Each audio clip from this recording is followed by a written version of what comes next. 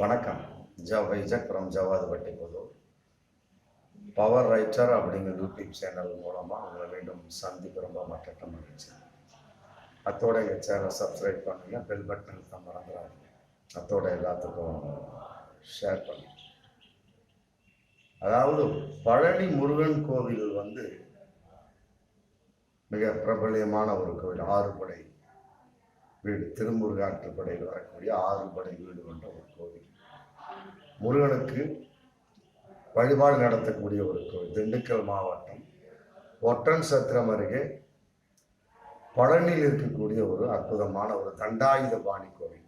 அந்த கோவில் சிலை ரொம்ப நவபாசனம் கொண்ட ஒரு சிலை, மருத்துவ குணம் கொண்ட ஒரு சிலை. போகர் என்ற ஒரு சித்ரா பரிணமிக்கப்பட்ட ஒரு சிலைங்கிறது பழங்காலத்தினுடைய ஒரு நம்பிக்கையின் வெளிப்பாடு. உண்மையிலே அது மருத்துவ குணம் உள்ள ஒரு விஷயம். டாக்டர்கிட்ட போனால் நம்ம மனுஷன் கேட்க மாட்டான். ஆமாம், இந்த மாதிரி தெய்வங்கிற கான்செப்டில் போப்பான்னா அவன் பயந்து போவான். அதன் அடிப்படையில் அம்மை நோய்கள்லாம் இன்னைக்கு கட்டுப்பாட்டுக்குள் இருக்கிறது. கொஞ்சம் விட்டிங்கன்னு வைங்களாம், அதுவும் போயிடும். அம்மை ஊரெல்லாம் பரப்பிடுவான். அதை நம்மளால் என்ன பண்ணியிருக்காரு, அம்மா கருமாரி அம்மா அப்படின்னு அதுக்கு ஒரு பட்ட பேரை சூட்டி வீட்டுக்குள்ளே உட்காந்துருப்பா. அம்மா வந்திருக்கா, அம்மை வந்திருக்குதுன்னு சொல்ல மாட்டாங்க, அம்மா வந்திருக்கான்னு சொல்லுவாங்க. அப்ப என்ன பண்ணுவாரு, தெய்வமே நம்ம வீட்டுக்குள்ள வந்துருன்னு சொல்லிட்டு இவரா ஒரு நம்பிக்கையை வச்சுக்கிட்டு வீட்டுக்குள்ள உட்காந்துருப்பாரு. அப்ப என்ன ஆகும், அந்த நோய் வெளியே பரவாது. அதன் அடிப்படையில போகர் அங்க பழனி மலையில நவபாசான சிலையை நிறுவி ஒரு அற்புதமான அந்த காலத்துல 10,000 வருடங்களுக்கு முன்னால மருத்துவம் செய்த ஒரு விஷயமாகத்தான் இது நம்பப்படுகிறது. அற்புதமான ஒரு சிலை வழிபாடு. அதே நேரத்தில் மருத்துவ குணம் கொண்ட அது பாலாபிஷேகம் செஞ்சு அந்த பாலை குடித்தால் புற்றுநோய் உட்பட குணமாகும், கிட்னி ட்ரபிள்ஸ் வராது அப்படிங்கிற நம்பிக்கையும் இல்லை. உண்மையிலே அது இன்னைக்கு பல பேர் செய்து கொண்டிருக்கக்கூடிய ஒரு வழிபாட்டு வழிபாடு. அடிப்படையில் பல மதத்தவர்கள் உள்ள நுழைவாங்க. இஸ்லாமியர்கள், கிறிஸ்தவர்கள், சீக்கிய மதத்தவர்கள், புத்த மதத்தை எல்லாமே உள்ளே நுழைவாங்க. அதன் அடிப்படையில் இந்துக்களை நுழைவார்கள். இப்ப திடீர்னு அங்க இருக்கக்கூடிய மலை அடிவாரத்தில் இருக்கக்கூடிய செந்தில் குமார் அப்படிங்கிற ஒரு மதுரை கிளைக்கோட்டில் ஒரு வழக்கு போட்டு இந்துக்கள் தவிர யாரும் நுழையக்கூடாது அப்படின்னு ஒரு தடை போடக்கூடிய அளவுக்கு ஒரு வழக்கு போட்டிருக்காரு. அதுக்கு மதுரை கிளைக்கோட்டு நீதிபதி அம்மா ஸ்ரீமதி அவங்களும் இந்துக்களை தவிர யாரும் நுழையக்கூடாது அப்படின்னு சொல்லிட்டு ஒரு தடை உத்தரவு போட்டாங்க. ஃபர்ஸ்ட் ஒரு பேனர் வச்சாங்க, இந்து மதத்தை தவிர யாரும் உள்ளே நுழையக்கூடாதுன்னு சொல்லிட்டு பேனர் வச்சாங்க. அதுக்கு விஹெச்பி மற்றபடி சில சங் பரிவார் கும்பல் இதுக்குன்னே இருக்காங்க. பிஜேபி சம்பந்தப்பட்ட விஷயங்கள்லாம் எதிர்ப்பு தெரிவிச்சு அது பேனரை வச்சாங்க. அப்புறம் அந்த பேனர் அகற்றப்பட்டது பல அதிகாரிகள். அப்புறம் திரும்ப பிரச்சனையாகி அது மீண்டும் வழக்கு விசாரணை டேக் ஓவர் போன 2 வாரத்துக்கு முன்னாடி எடுக்கப்பட்டு மீண்டும் நீதிபதி ஸ்ரீமதி அம்மா அவர்கள் பழனி கோவிலில் இந்துக்களை தவிர யாரும் நுழையக்கூடாது அப்படின்னு ஒரு தடை உத்தரவு போட்டாங்க. அதுக்கு பல அரசியல் கட்சி தலைவர்கள் எதிர்ப்பு தெரிவிச்சுட்டு இருக்கிறாங்க. ஆமா, மதிமுக, வைகோ உள்பட மற்ற சோன்ஸ பல எல்லாருமே இதுக்கு தமிழக அரசு மேல்முறையீடு செஞ்சு உச்ச நீதிமன்றம் வரைக்கும் போய் கட்டாயமா இது தவறான தீர்ப்பு அப்படிங்கிற அடிப்படையில் அதை கொண்டு எல்லா மதத்தினரும் உள்ள நுழையணும். அப்படி பார்க்குறப்ப தர்காவுக்குள்ள இந்து மதத்தை நுழையக்கூடாது, கிறிஸ்துவ நுழையக்கூடாது அவங்க சொல்ல ஆரம்பிச்சிருவாங்க.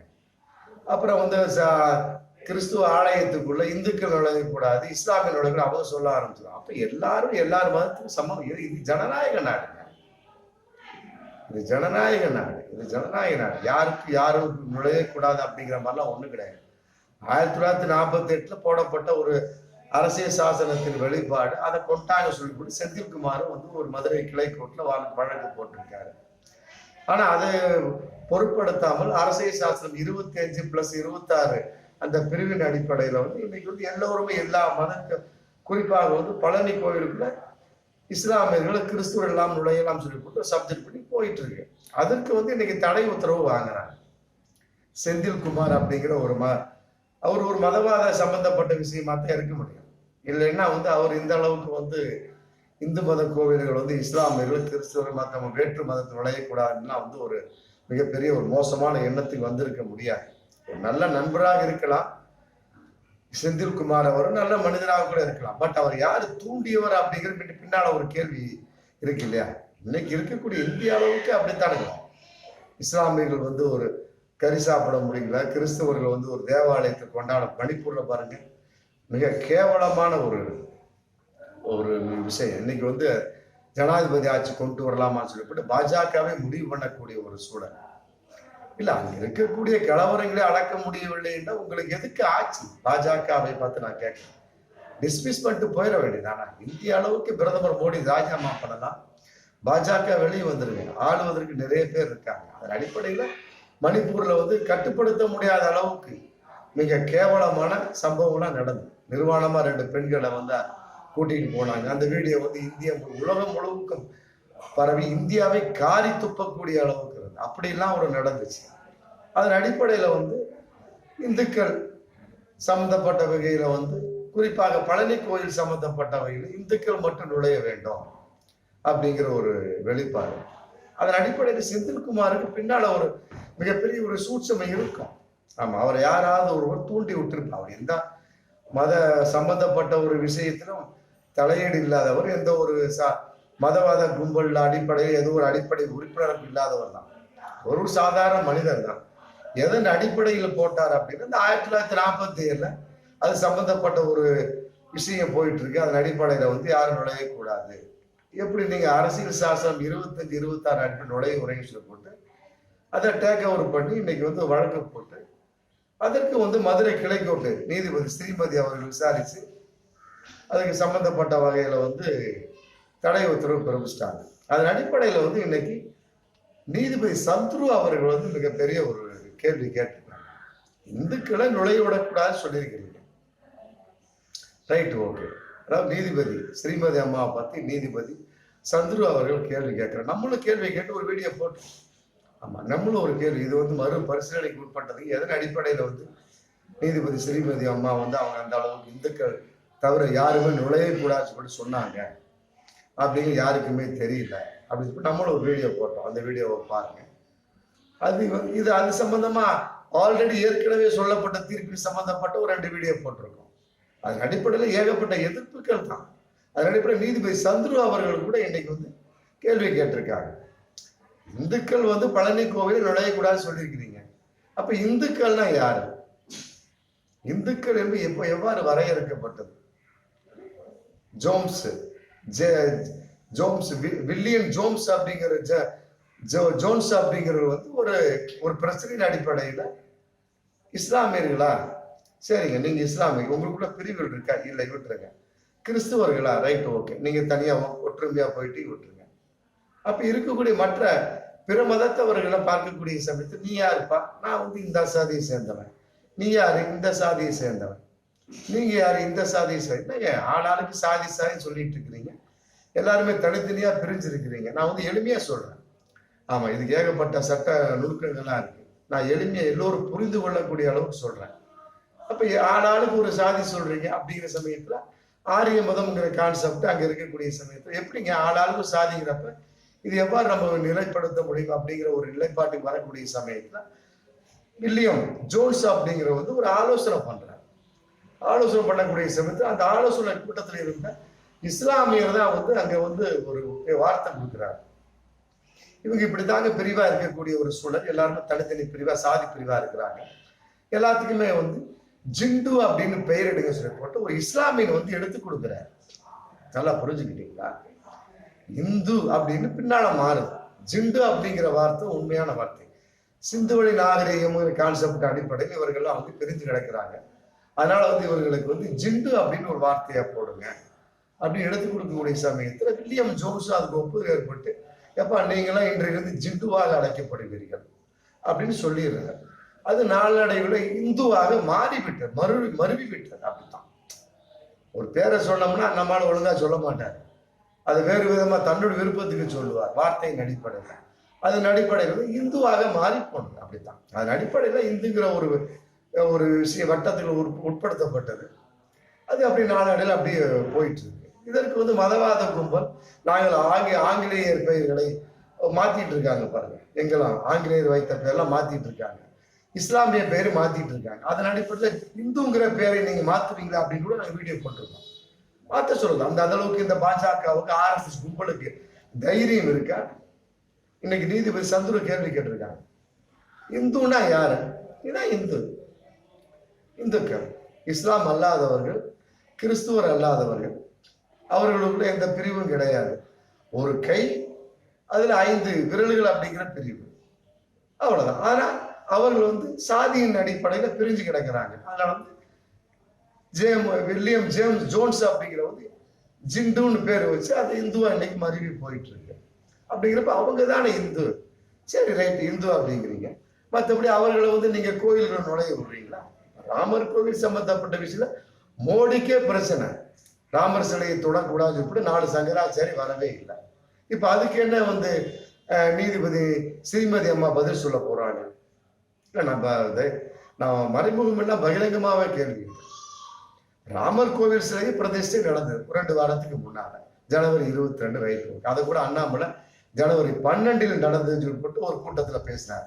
பாஜகவோட தமிழக தலைவர் கேவலம் ஜனவரி 22ஆம் தேதி ராமர் கோவில் திறப்புலா, அதை வந்து ஜனவரி 12ஆம் தேதி ராமர் கோவில் திறப்புலா சொல்லிட்டு அண்ணாமலை வந்து ஒரு கூட்டத்துல சொல்றார். ரைட், அது அப்புறம் பேசிக்கலாம். ரைட், அதன் அடிப்படையில் வந்து ராமர் கோவில் சிலையவே வந்து மோடி தொடக்கூடாத அளவுக்கு போயிட்டு இருக்கக்கூடிய சமயத்துல அப்ப இது வர்ணாசிரமம் வந்துருது இல்லையா? அதன் அடிப்படையில் இந்த தமிழகத்துல கூட ஏகப்பட்ட பிரச்சனை வந்திருக்கு. பட்டியல மக்கள், தலித் மக்கள், அருந்ததிய மக்கள், மற்ற தாழ்த்தப்பட்ட மக்களை வந்து கோவில் கரவறைக்கு நுழையக்கூடாது, கோயிலுக்கு நுழையக்கூடாது, கோவிலுக்குள்ளே நுழையக்கூடாது, ஏகப்பட்ட பிரச்சனைகள். தண்ணீர் தொட்டிக்குள்ள மலத்தை கலந்து விட்டால் மற்ற சோர்ஸ் அது அன்றைக்கு நடந்துட்டு தான் இருக்கு. அதுக்கு ஒரு மிகப்பெரிய ஒரு பிரளயமாக வெடித்தவர் தான் பெரியார், அம்பேத்கர் போன்றவர்கள்லாம். அண்ணால ஏகப்பட்ட விஷயங்கள் பண்ண ஆரியை மாயா அப்படிங்கிற புக்கை எழுத தடை செய்யப்பட்ட விஷயம். கருணாநிதி அவர்கள் வந்து அதுக்கு பாடுபட்டாங்க. இன்னைக்கு MK ஸ்டாலின் பாடுபட்டு இருக்காங்க. அடுத்து உதயநிதி ஸ்டாலின் சனாதனத்தை ஒழிப்போம் அப்படின்னு சொன்னாங்க. அவருடைய தலையை சீவோஞ்சிட்டு போட்டு வட இந்தியாவிலிருந்து குரல் வந்தது. புரியுதுங்களா? இந்த மாதிரிலாம் வந்து அவங்க ஆதரவா இருந்துட்டு இருக்காங்க. தலித் மக்களுக்கு, பிற்படுத்தப்பட்ட மக்களுக்கு, இது தாழ்த்தப்பட்ட மக்களுக்கு, மற்றபடி வந்து கீழ் ஜாதி மக்களுக்கு ஆதரவா குரல் கொடுத்துட்டு இருக்கிறாங்க. அதாவது வந்து எல்லாரும் இந்துக்கள் தான். அது என்ன தாழ்த்தப்பட்ட மக்களை மட்டும், அருந்ததிய மக்களை மட்டும், மற்றபடி வந்து கீழ் ஜாதி மக்களை மட்டும் கோயிலுக்கு நுழைய விட மாட்டேங்கிறீங்க? அப்ப அவங்களாம் இந்து இல்லையா? அதைத்தான் வந்து நீதிபதி சந்துரு அவங்க கேட்கறாங்க. இந்துன்னா யாரு? ஸ்ரீமதி அம்மாவை பார்த்து நீதிபதி சந்துருவும் கேள்வி கேட்கிறாங்க. விழுப்புரத்தில் நடந்த ஒரு புத்தக கண்காட்சியில வந்து நீதிபதி சந்துரு கேட்டிருக்காங்க. அதாவது படிப்பவர்களை பார்த்து அச்சைப்படக்கூடிய சட்டப்பட்ட கும்பல் இருக்கிறாங்க. பள்ளிவாசலை இடிச்சு இன்னைக்கு வந்து கோயில் கட்டிட்டு இருக்கிறாங்க. ராமர் கோயில் சம்பந்தப்பட்ட விஷயம் சொத்து அப்படிங்கிற அடிப்படையில் விசாரணைக்கு உட்படுத்தப்பட்டது. அதே நேரத்துல பெரும்பான்மை மக்களின் நம்பிக்கை அடிப்படையில் அந்த வழக்கு விசாரிக்கப்பட்டது. நீதியா நீங்க விசாரிச்சீங்களா? பெரும்பான்மையா இருந்தா அவங்களை ஆதரவா வந்து பதில் சொல்லிவிட முடியுமா அப்படின்னு சொல்லிட்டு அரசியல் சாசனம் மாற்றப்பட்டு கொண்டீங்க. அதை வந்து மக்கள் கவலைப்படுவதாக தெரியவில்லை. அதே வந்து ராமர் கோயில் சிலையை யார் ஏற்பாடு பண்ணா? ராமர் கோயில் சிலைய யார் பிரதிஷ்டை ஏற்பாடு பண்ண? அந்த மோடியே தொட முடியாத அளவுக்கு இன்னைக்கு சூழல் இருக்கு. இதுதான் சனாதனம், இதுதான் வந்து பாசிசம், இதுதான் வந்து வர்ணாசிரமம். இதைத்தான் வந்து உதயநிதி ஸ்டாலின் பேசுறாரு அப்படின்னு சொல்லிட்டு பேசிட்டு இந்துனா யாரு அப்படின்னு சொல்லிட்டு அந்த விழுப்புரம் புத்தக கண்காட்சி பேசிய நீதிபதி ஐயா சந்துரு அவர்கள் கேள்வி கேட்டிருக்காங்க. பாருங்க, இதுல ஒரு வார்த்தை சொல்லியிருக்காங்க பாருங்க. ராமர் கோவில் சம்பந்தப்பட்ட விஷயம் கூட பெரும்பான்மையானவர்கள் இந்துக்கள் அப்படிங்கிற அடிப்படையில் விசாரிக்கப்பட்டிருக்கு. அப்ப இந்துக்கள் வந்து பெரும்பான்மையாக இருக்கிறார்கள். இப்ப இஸ்லாமியர்கள் வந்து பெரும்பான்மையா இருக்காங்க அரபிய நாட்டுல. இன்னைக்கு பிப்ரவரி 14ஆம் தேதி அபுதாபியில வந்து ராமர் வந்து மோடி வந்து ஒரு இந்து கோவிலுக்கு திறக்க போறார். 27 ஏக்கர்ல 888 கோடியில செலவு பண்ணப்பட்ட ஒரு கோவிலை திறக்க போறாரு. இப்ப அவங்க எதிர்ப்பு தெரிவிச்சா வந்து இந்துக்கள் ஒத்துக்குவாங்களா? மோடி ஒத்துக்கொள்வாரா? ஏன் துபாயிலே வந்து ஒரு இந்து கோவில் வந்து திறக்கப்பட்டுச்சுங்களா ஒரு 6-7 மாசத்துக்கு முன்னாடி? அப்ப வந்து இஸ்லாமியர்கள் வந்து வெறுப்பு பிரச்சாரம் பண்ணாங்களா? இங்க வந்து இஸ்லாமியர்களுக்கு எதிராக வந்து பாஜக வந்து வெறுப்பு பிரச்சாரம், RS கும்பல் வெறுப்பு பிரச்சாரம் பண்ற மாதிரி ஏதாவது பண்ணாங்களா? இது அரேபியர்கள் வந்து இந்துக்களுக்கு எதிராக பண்ணாங்களா? ஓ, பாகிஸ்தான்லேயே ஒரு பிரச்சனைங்க.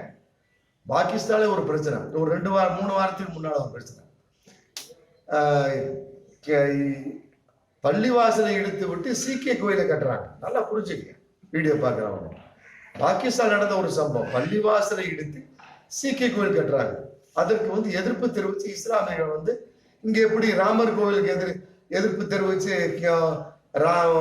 பாஜகவின் தன் நிலைப்பாட்டு வசமாக பெரும்பான்மையின கான்செப்ட்ல நீதிபதி சந்துரு ஐயா சொன்ன அடிப்படையில் வந்து தீர்ப்பை தன்வசமாக்கி கொண்டார்களோ, அதன் அடிப்படையில் பாகிஸ்தானில் உள்ள இந்துக்கள் வந்து தன்வசமாக்க துடிக்கிறாங்க. உடனே வந்து இஸ்லாமிய கோர்ட் என்ன சொல்லுவது தெரியுமா? இடிச்சதான் பள்ளிவாசல் இடிச்சாங்க, விட்டு போங்க. அங்க சீக்கியர் கோவில் கேட்டாங்க, அந்த சீக்கிய கோவில் இடிக்க கூடாது அப்படின்ட்டாங்க. இடிச்ச கோவில் எடுத்துட்டு போட்டுங்க, வேற ஒரு இடத்துல நீங்க கோயில் கேட்டீங்க. தீர்ப்பு சொன்னது இஸ்லாமிய நாடு. அந்த தைரியம் வந்து இந்த மோடி அரசுக்கு இருக்கிறதா? அந்த தைரியம் இந்த பாஜக அரசுக்கு இருக்கிறதா? பெரும்பான்மை அப்படிங்கிற அடிப்படையில் தானே நீங்க ராமர் கோவில் சம்பந்தப்பட்ட விஷயம் தனக்குத்தானே வந்து ஒரு தீர்ப்பை எழுதிக்கிட்டீங்க. இன்னைக்கு நீதிபதி சந்திர ஐயா சொல்றாங்களே, பெரும்பான்மை அப்படிங்கிற அடிப்படையில் ராமர் கோவில் சம்பந்தப்பட்ட தீர்ப்பு சொல்லப்பட்டது அப்படிங்கிறாங்க. ராமர் கோவில் வழக்கு சொத்து என்ற அடிப்படையில் விசாரிக்கப்பட்டது. ஆனால் ஆவணம் இல்லாமல் பெரும்பான்மை மக்களின் நம்பிக்கை அடிப்படையில் வழக்கு விசாரிக்கப்பட்டது. அப்ப பாகிஸ்தான்ல பெரும்பான்மை இஸ்லாமியர்கள், அரபிய நாட்டில் பெரும்பான்மை இஸ்லாமியர்கள். அப்ப அங்க இருக்கக்கூடிய இந்துக்கள் எல்லாம் அவர்கள் துவம்சம் செய்யலாமா? மாற்று கருத்து ஏதாவது செய்யலாமா? அவர்கள் வந்து இந்து கோயில் இடிச்சா நீங்க என்ன பண்ணுவீங்க? அதைத்தான் நீதிபதி சந்துரு ஐயா அவர்கள் கேள்வி கேட்கிறாங்க. இந்துக்கள்னா யாருங்க? ஒரே வார்த்தை, இந்துக்கள்னா யாரு சொல்லுங்க. நீதிபதி ஸ்ரீமதி அம்மாவை பத்தி கேள்வி கேட்கிறாங்க. நாங்களும் கேள்வி கேட்கிறோம், பல வீடியோக்கள் போட்டோம். இந்த பாருங்க, இப்போ இன்னும் இதை விட கேவலமான ஒரு சம்பவம் 2 வாரத்துக்கு முன்னாடி நடந்திருக்கு நம்ம தமிழகத்துல. எத்தனையோ சம்பவம், ஆயிரக்கணக்கான சம்பவம். அதற்காக வந்து இயற்கையால் தோற்றுவிக்கப்பட்டவர் தான் பெரியார், அம்பேத்கர் போன்றவர்கள்லாம், அண்ணா போன்றவர், கலைஞர் கருணாநிதி போன்றவர். இப்ப இருக்கக்கூடிய உதயநிதி கூட அற்புதமான சனாதனத்துக்கு எதிராக தான் நல்லபடியா பேசிட்டு இருக்கா என்பதையெல்லாம் விட, தலித் மக்களுக்கும் தாழ்த்தப்பட்ட மக்கள் இந்துக்கள் தான் சொல்றாங்க, வேற ஒண்ணும் கிடையாது. அவர்கள் வந்து இந்துக்களுக்கு விரோதமாக பேசுறாங்க. இப்ப சமீபத்துல ஒரு போலீஸ் நடராஜ் கூட ஒரு பதிவை வெளியிட்டு அது பிரச்சனை அன்னைக்கு போயிட்டு இருக்கு. இந்துக்களுக்கு ஆதரவா திமுக போயிட்டு இருக்கிறாங்க, இந்துக்கள் ஓட்டு எங்களுக்கு தேவைன்னு சொல்லிட்டு இருக்காங்க அப்படின்னு. அதெல்லாம் மிகப்பெரிய ஒரு தவறுங்கிற அடிப்படையில் தனிப்பட்ட முறையில் மு க ஸ்டாலினை வந்து வழக்கு போட்டார். இப்ப அதுவும் ஒரு கோர்ட்ல கேஸ் போயிட்டு இருக்கு ஆச்சுங்களா. அப்ப இந்துக்கள்னா யாரு?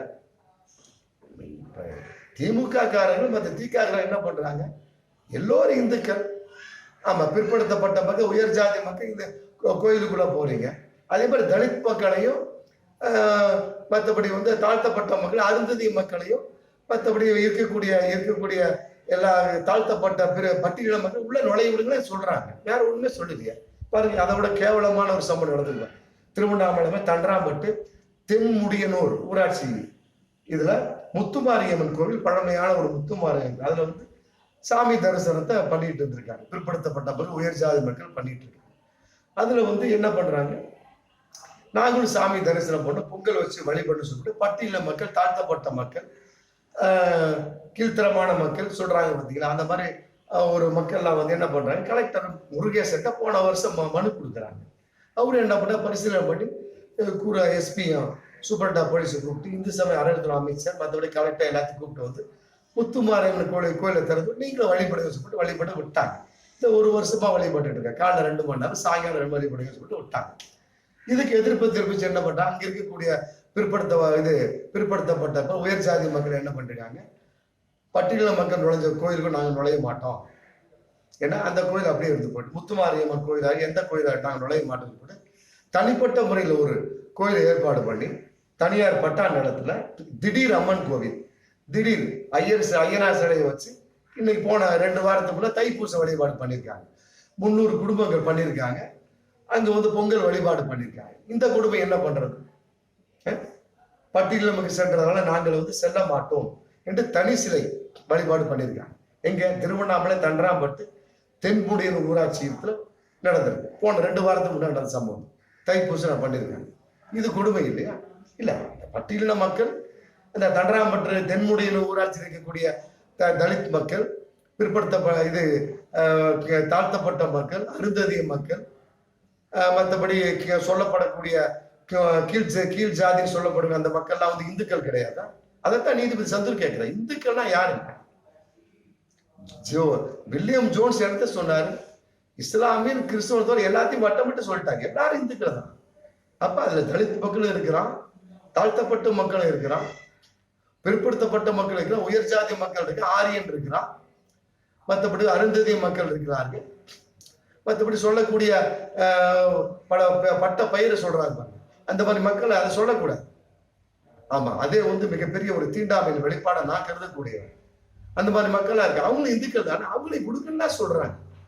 ஏன் பண்ண தென்மொழியின் ஊராட்சியில அந்த முத்துமாரியன் கோவில அவங்க நுழைஞ்சதுனால நீங்க தனிப்பட்ட முறையில ஒரு கோயிலை ஆரம்பிச்சு தனிப்பட்ட நிலத்தை ஆரம்பிச்சு நீங்க வழிபாடு பண்ண திடீர் அம்மன் கோயில் பட்டு சப்ஜெக்ட் பண்ணி அம்மன் கோயில் பற்றிய தைப்பூசத்துக்கு வழிபட்டீங்க சொல்லுங்க.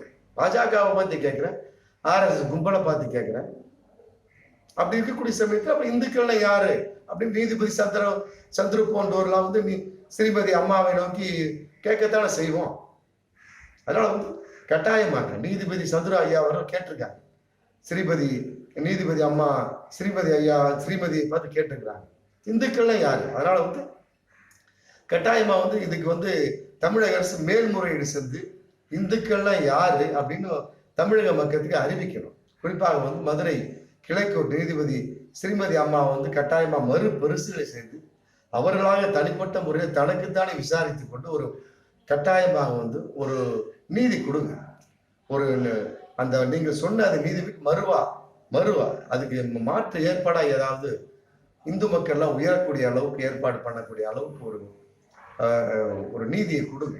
அதைத்தான் நீதிபதி சந்துரு அவர்கள் வந்து எதிர்பார்க்கிறாங்க. நான் பேசி இருக்கிறது மிக எளிமையான ஒரு பேச்சு.